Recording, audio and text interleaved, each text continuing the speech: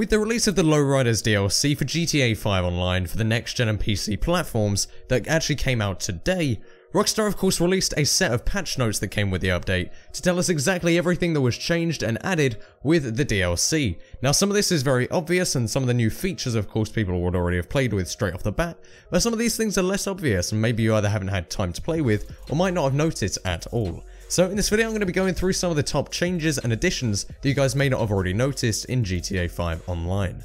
So if you guys do end up enjoying the video, be sure to go and drop a like down below, as it really would help me out as always. Now, let's go. Of course, I'm not going to go through the entire patch list listing out all of the things like Benny's garage and stuff that have been added. That's all quite obvious. I'm sure by this point you guys have kind of caught on to the fact that that was quite a focal point of the entire DLC. But the things that I do think are a bit more interesting go as such. First off, 8 new Lamar contact missions have been added which unlock at rank 5. Now these missions, I at first was a bit skeptical of. I thought they were going to be a little bit pointless, but the fact that you actually have to do the first one to be able to unlock Benny's garage, you have to participate in it, means that it has somewhat kind of, Rockstar wanted to tie it into the story a bit more of GTA Online. And as it is, I've played about 6 of the 8 of these new missions and they are all very fun. Some are a bit more difficult than others, but overall they're much harder than the standard missions of GTA Online, especially when you bump up the difficulty a bit. It does become an actual challenge. Some of them are 2 players, some of them are 4 players, they kind of vary as you go. But if you guys like me thought these were going to be a little bit silly, you weren't really planning on playing them, you're just going to kind of brush them off as a small part of the update, please don't. They are really fun to play. If you can play it with a group of 3 friends or the one other friend to be able to do some of these missions, I really do recommend that you go in there with friends. It's great fun. I've loved doing the 6 so far and I can't wait to finish the last 2.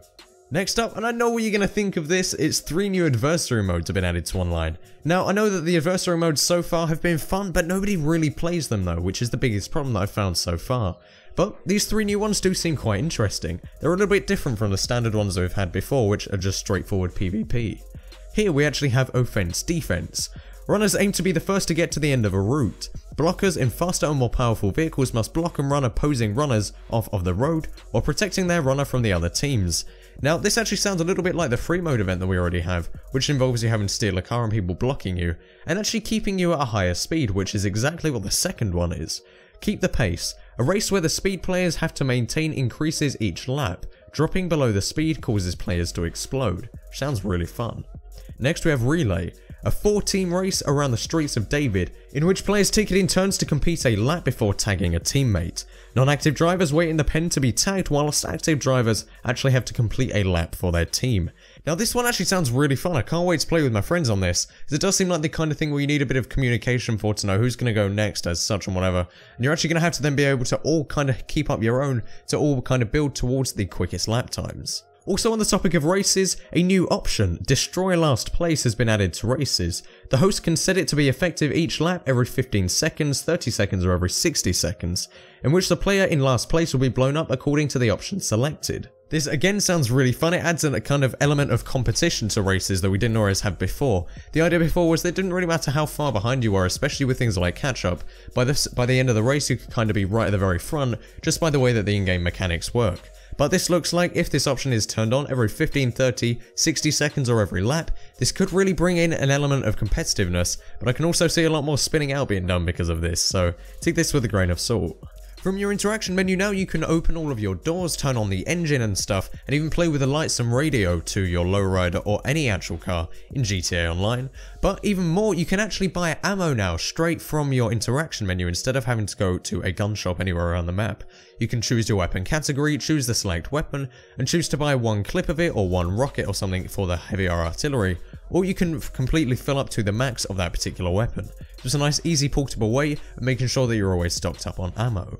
The Rockstar Editor's Director mode now actually includes a new feature called Scene Creator, which actually allows players to place props and save templates to be able to use in their movies. Very cool feature. Second to last, there are 3 new celebrations and interactions in online: Chin Brush, No Way, and Chicken Taunt. And finally, the thing that I thought was just kind of a small thing, but was really important because it seems like this would happen every session when you'd play with Pegasus vehicles.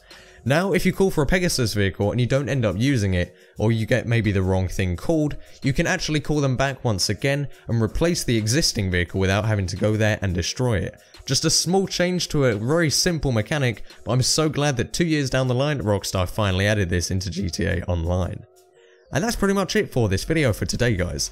If you guys did end up enjoying it, be sure to go and drop a like down below, as it really would help me out. As always, leave a comment telling me what else you would like to see from this DLC featured in videos. Subscribe for more videos just like this coming very soon and over the next couple of days. And finally, follow me on Twitter, there's a link in the description down below. I'm going to be talking more about this update and little hidden things that don't always get put into videos. And that is pretty much it.